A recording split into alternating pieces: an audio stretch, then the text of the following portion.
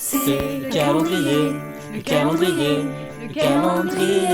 l'Avent, le calendrier de l'Avent, de l'âge Trédac. Ho ho ho!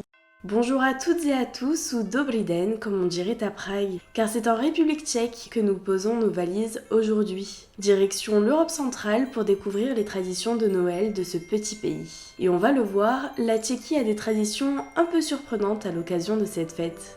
Alors pour en parler ensemble, nous retrouvons Alžběta, ma correspondante tchèque rencontrée pendant mon Erasmus là-bas. Moi, je passe les Noëls avec ma famille, mais juste avec la famille la plus proche, comme avec ma maman, le père et mon frère et ma sœur. Et c'est pour 24. Le 24, le jour de l'abondance. Car s'il faut jeûner toute la journée, le soir, on se rattrape. Il faut minimum 9 plats sur la table pour se porter chance. Et pour le plat de résistance, c'est un peu particulier.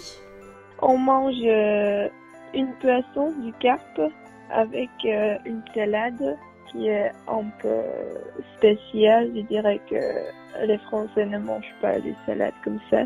Et les salades se composent avec de pommes de terre, puis le légume, et puis il y a du mayonnaise. Et la carpe aussi a sa petite anecdote.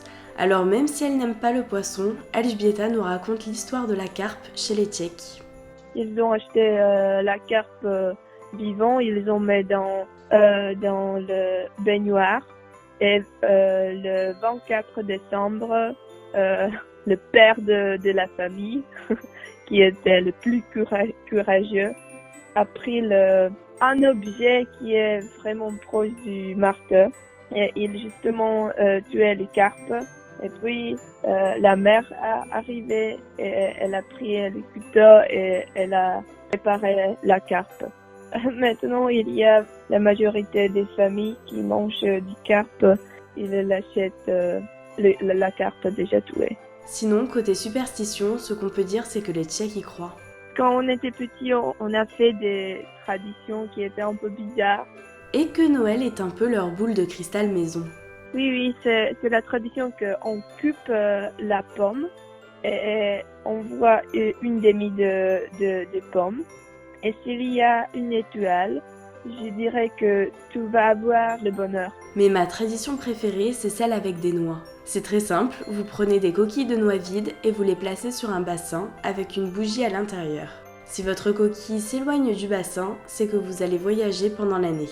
En revanche, pas de bol, si votre coquille se retourne, c'est que vous ne verrez pas la fin de l'année tout court. Ensuite, chaque famille a un peu improvisé. Il y en a qui suivent les traditions à la lettre et d'autres qui se les approprient. Dans notre famille, il y a une tradition.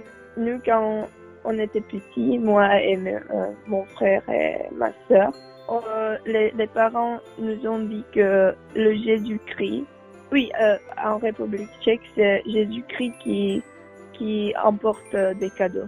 C'est pas le Père Noël ou Santa Claus. Et les parents nous ont dit que c'est aussi le Jésus-Christ qui nous emporte le sapin du Noël. Nous, les enfants, on s'est réveillés le 24 matin et voilà, il y avait le sapin du Noël décoré et complètement prêt pour le soir.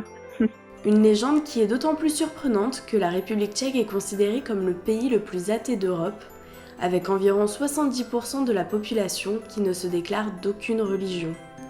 Alžběta avance une explication. C'est aussi que aux États-Unis, où il y a Santa Claus, un grand-père dans les vêtements rouges, mais en République tchèque, il n'y a pas vraiment le type de Jésus-Christ. C'est à chaque enfant comment il imagine son visage. Bref, vous l'aurez compris, Noël en République tchèque, c'est vraiment tout un jeu de contradictions entre tradition et modernité, progressisme et conservatisme. Notre voyage s'arrête ici, mais juste pour une courte escale, car on se retrouve demain pour ouvrir une nouvelle case du calendrier de l'Avent.